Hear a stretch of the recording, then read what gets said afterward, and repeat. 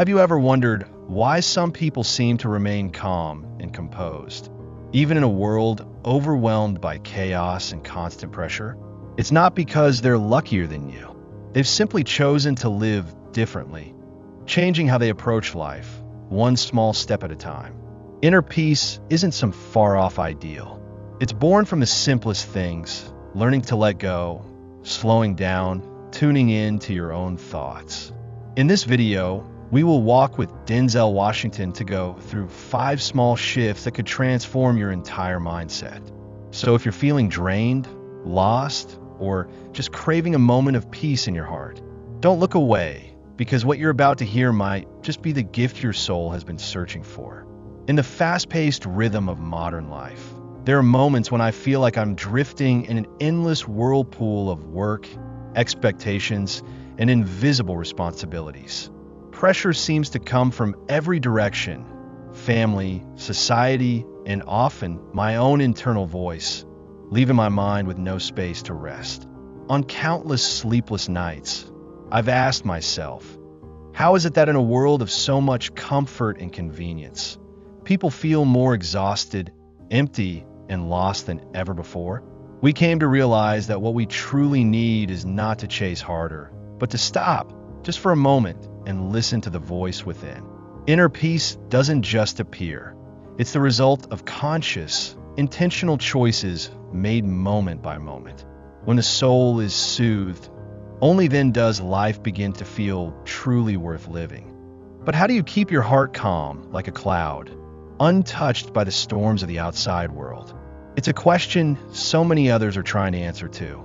We don't claim to have all the solutions, but through real-life experiences, through falling and getting back up again, there are a few simple yet powerful truths.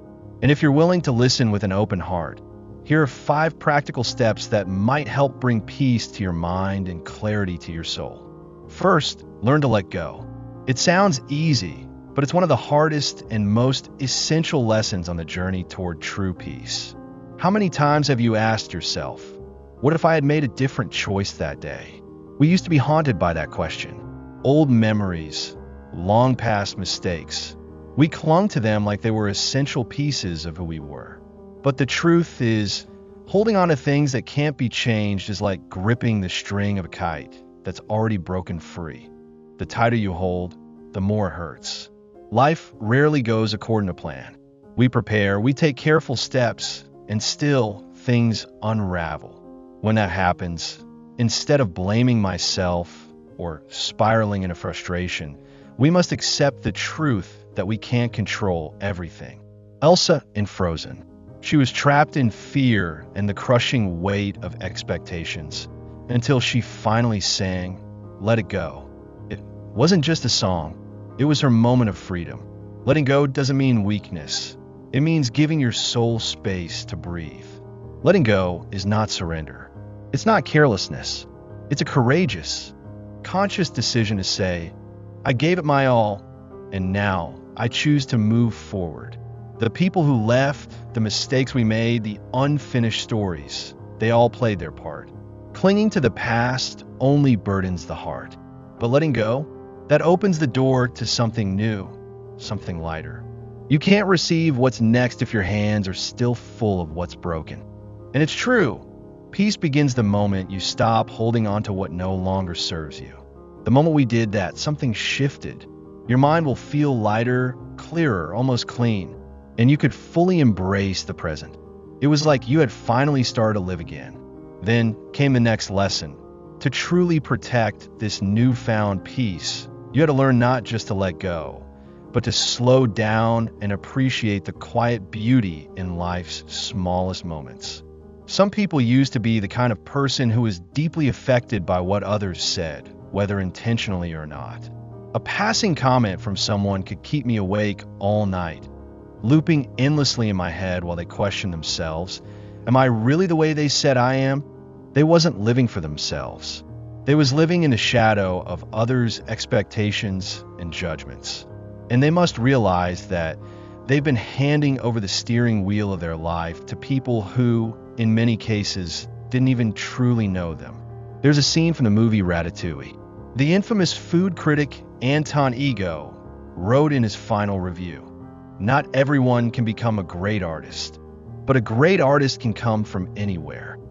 That reminded us, people can say whatever they want, but their words do not define who you are. We began to learn the difference between constructive feedback and toxic criticism.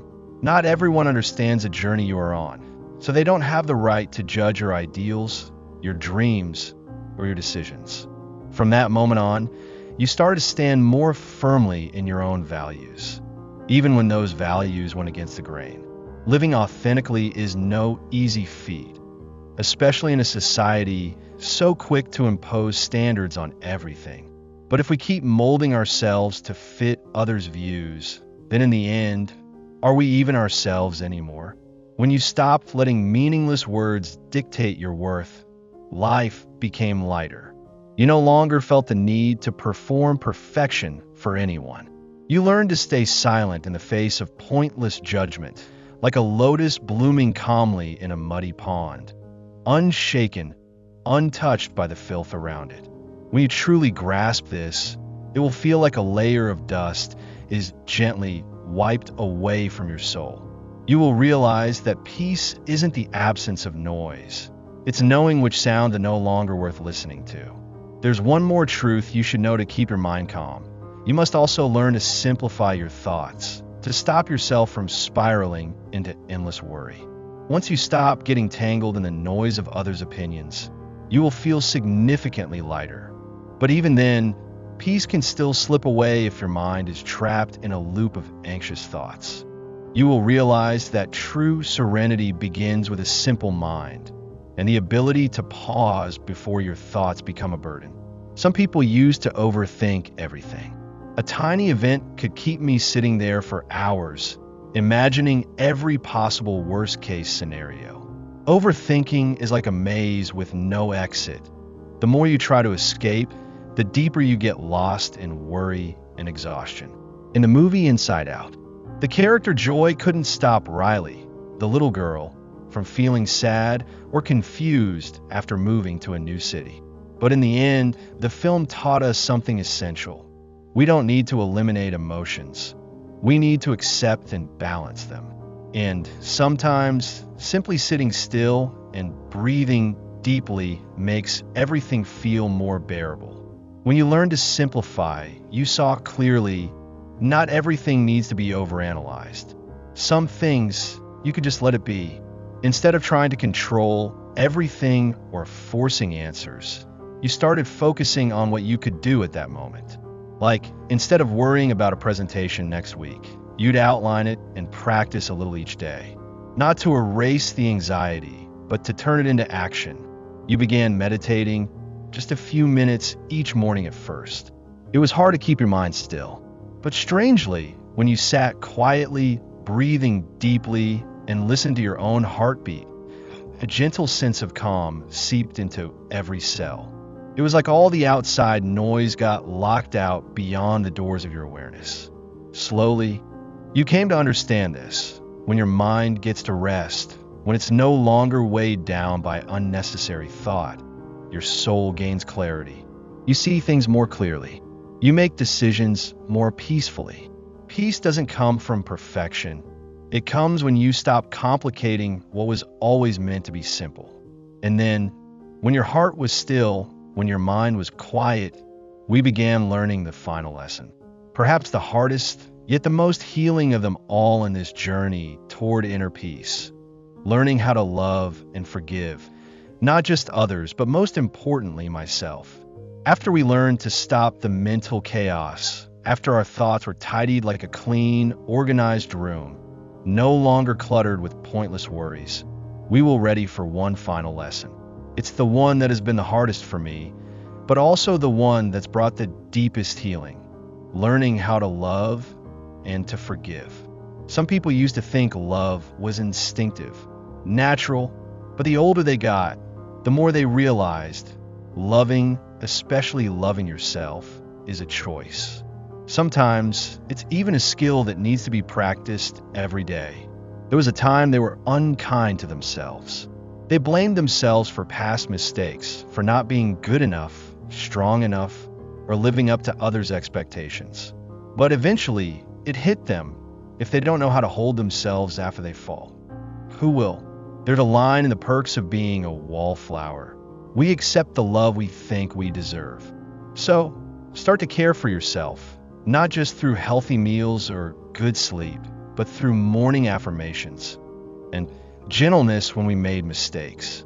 And you open your heart to others too. Sometimes love is simply listening, letting someone know they're not alone.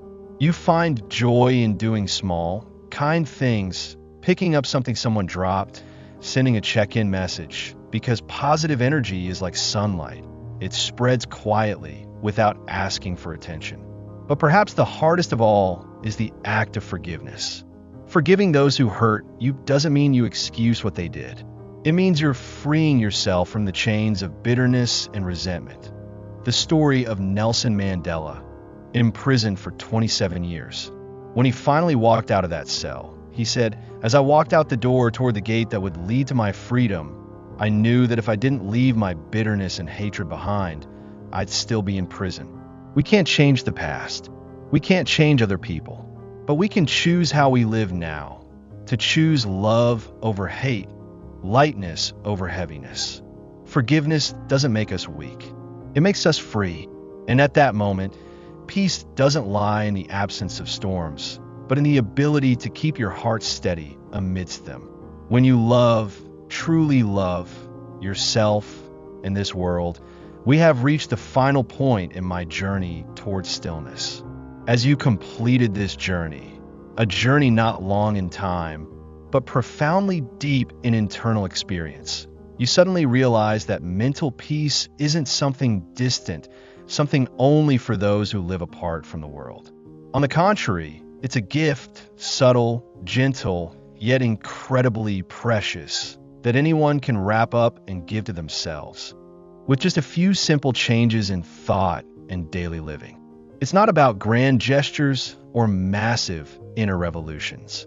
No, peace comes from the smallest things, from pausing to take a deep breath in the middle of a busy day, from choosing silence in the face of unnecessary criticism, from letting go of the resentment that has clung to you for so long.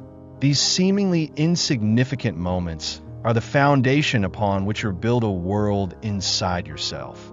A world where we no longer get swept away by the whirlwind of negative emotions. Like Elizabeth from the movie Eat, Pray, Love, who left everything behind to seek peace through 3 paths: eating in Italy, praying in India, and loving in Bali. But the true miracle didn't lie in those places. The miracle was that she had the courage to return and listen to herself, a practice each of us can engage in, even without leaving the place we call home. You don't have to be perfect to deserve peace. You just have to start with something small.